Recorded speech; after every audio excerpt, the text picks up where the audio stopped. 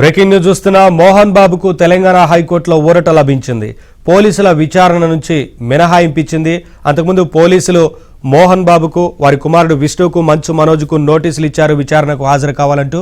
ఈ నేపథ్యంలో lunch motion petition వేయగా విచారించిన హైకోర్టు ఇప్పటికే ఊరట లభించినట్లుగా తెలుస్తా ఉంది మోహన్ బాబుకు.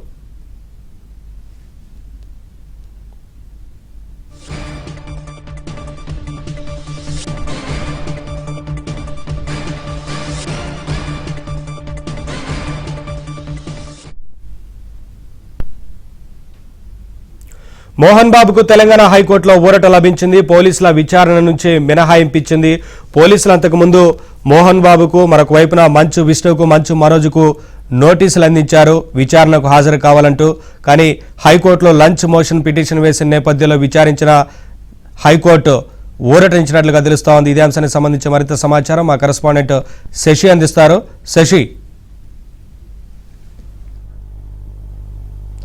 మోహన్ బాబుకు హైకోర్టులో ఊరట లభించింది. ఆయన పోలీసుల ఎదుట హాజరవ్వడానికి మినహాయింపు ఇవ్వాలంటూ కూడా హైకోర్టులో లంచ్ మోషన్ పిటిషన్ దాఖలు చేశారు. ఆయన తరపున లాయర్లు ఉదయం ఈ లంచ్ మోషన్ పిటిషన్ ని మూవ్ చేశారు. అయితే ఈ పిటిషన్ మీద విచారించినటువంటి హైకోర్టు కొద్దిసేపటి క్రితమే ఉత్తర్వులు ఇచ్చింది.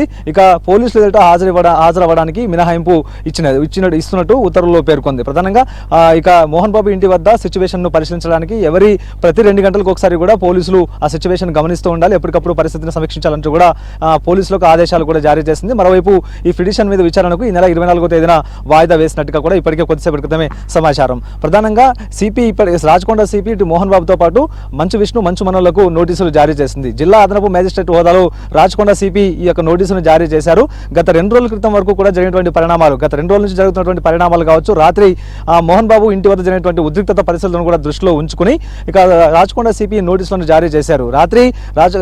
రాత్రి మోహన్ బాబు నివాసం మీద ఒక యుద్ధ వాతావరణం నెలకొందంటూ కూడా చెప్పుకోవచ్చు. ఇటు మీడియా పైన దాడి కావచ్చు, అలాగే మోహన్ బాబు విష్ణుకు సంబంధించినటువంటి బౌన్సర్లు చేసినటువంటి హంగామా కావచ్చు, ఈ హంగామా అంతటిని కూడా దృష్టిలో ఉంచుకున్నటువంటి రాచకొండ పోలీసులు శాంతి భద్రతకు విఘాతం కలిగించేలా ఇటు మోహన్ బాబు ప్రవర్తించాడంటూ కూడా ఈ అంశాన్ని చాలా సీరియస్ గా తీసుకుంది. ఈ మొత్తం వివాదానికి కారణమైనటువంటి మోహన్ బాబుతో పాటు మంచు విష్ణు మంచు మనోజ్లను నేరుగా తమ ముందు హాజరు కావాలంటూ కూడా రాత్రే ఈ నోటీసులను సర్వ్ చేసినట్టుగా కూడా తెలిసింది.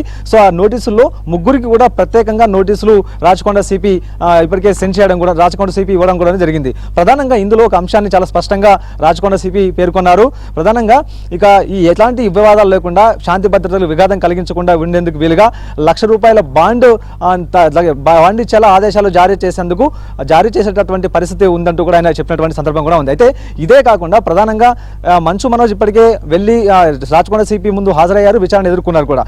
మరోవైపు మోహన్ బాబు మాత్రం తన హాస్పిటల్లో ఉన్నానంటూ కూడా విచారణకు హాజరవ్వకుండా ఆయన హాస్పిటల్లో ఉన్నారు. మరోవైపు మంచు విష్ణు కూడా తన తండ్రిని చూసుకోవాలి, తన తండ్రి వద్దే ఉంటానంటూ కూడా మంచు విష్ణు కూడా విచారణకు హాజరు కావాలేదు. సో మొత్తానికి వీరు హైకోర్టును ఆశ్రయించారు.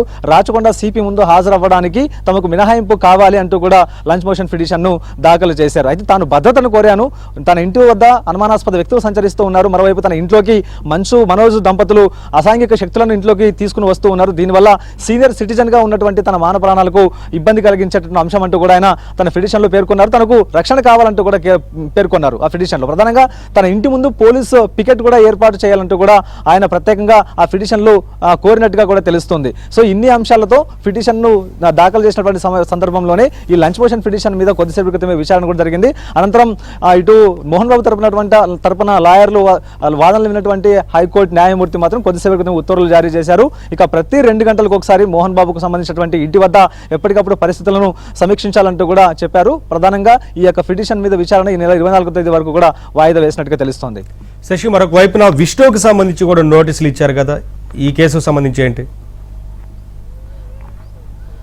అయితే విష్ణు కూడా ఈ నోటీస్ సర్వ్ చేశారు. ప్రధానంగా ముగ్గురికి వేరువేరుగా ఈ నోటీసులు ఇచ్చారు. ప్రధానంగా మోహన్ బాబు, మంచు విష్ణు, మంచు మనోజ్లకు వేరువేరుగా ఈ నోటీసులు ఇచ్చారు. ఇప్పటికే మంచు మనోజ్ తనకు పోలీసులు నోటీసులు సర్వ్ చేశారు కాబట్టి అందుకు అనుగుణంగానే వెళ్ళి సిబి విచారణను ఎదుర్కొన్నారు. మరోవైపు మంచు విష్ణు కూడా విచారణకు హాజరు కావాల్సి ఉంది. కానీ ఇంతకుముందు ఒక మీడియా సమావేశంలో మంచు విష్ణు మాట్లాడుతూ తనకు 9:30 గంటల ప్రాంతంలో తనకు నోటీసులు ఇచ్చారు, 10:30 గంటలకు వచ్చి సిబి ముందు హాజరు కావాలంటూ కూడా తనకు పోలీసులు చెప్పారంటూ ఆయన పోలీసుల తీరును తీరును ప్రశ్నించారు. అయితే గంటన్నర సమయంలోపు తాను రాచకొండ సిపి ఎదుట ఎలా హాజరవుతానంటూ కూడా ఆయన ప్రశ్నించినటువంటి సందర్భం కూడా ఉంది. ముందుగా మీడియాకు నోటీసులు సర్వ్ చేసిన తర్వాత తనకు సర్వ్ చేశారా అంటూ కూడా పోలీసుల తీరును ఆయన ఆక్షేపించారు ప్రెస్ మీట్ లో కూడా. ప్రధానంగా తాను ఖచ్చితంగా సిపి విచారణ ఎదుర్కొంటాను, ప్రస్తుతం తన తండ్రికి సంబంధించినటువంటి ఆరోగ్య పరిస్థితుల దృష్ట్యా తాను హాస్పిటల్లోనే ఉండాలి, మరో 2 రోజుల పాటు కూడా మోహన్ బాబు కోలుకోవడానికి సమయం పట్టేటువంటి అవకాశం ఉంది, సో అంతవరకు కూడా తాను సిపి విచారణకు హాజరయ్యేది లేదంటూ కూడా ఆయన పరోక్షంగా చెప్పినటువంటి సందర్భం కూడా ఉంది.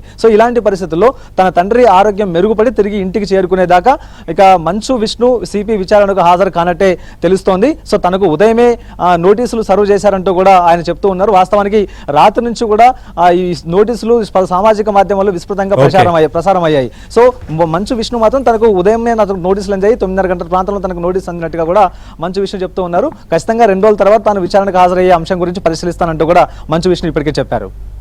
Thank you Shashi, thanks for the updates.